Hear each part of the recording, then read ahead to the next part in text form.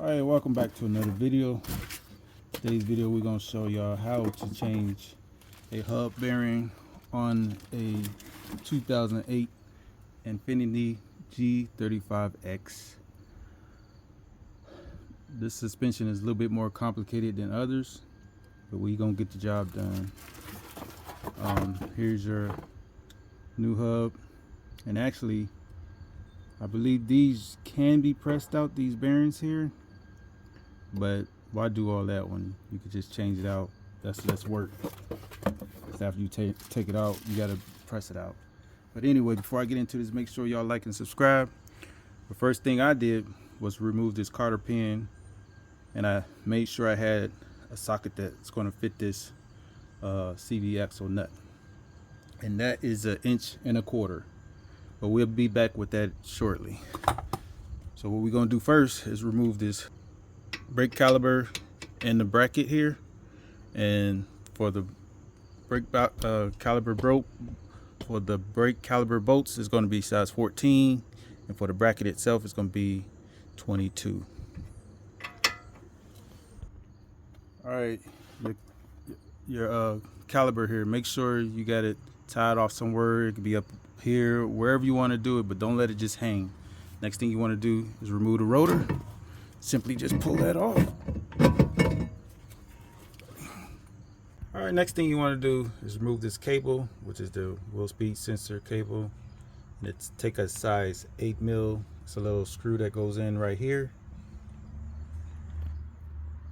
After that, you have these bolts right here that go on the back side of the hub bearing itself, and these are size 17 mil. So I just wanted to show y'all where them bolts go to, the 17 mils. Two right there at the bottom, and there's two up top right there. What you want to do is take off your CV axle nut, which is size 1.25 inches. And next thing we have to do is just work this out. Now if you have an air chisel, it'll be much easier, but I'm gonna be using a screwdriver, hitting it here, and then down below here, then up top and down here. So I just want to show y'all this strategy, that it does work. It just takes a little time. Just gotta. All right, this is a strategy I like to use. I like to line them up and make sure everything is even here, because you don't want to line it up and it's not even and that sensor can't go through there. It may go on the other side, but this is my strategy. You don't have to do this if you don't like, but it's very helpful.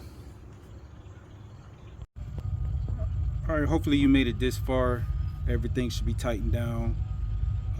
Usually you should torque your axle nut while it's on the ground, but you can't do that because the tire will be on. So this is the strategy I use. I put a nice size screwdriver inside the rotor grooves here, and one of the grooves, and I'm going to torque it down.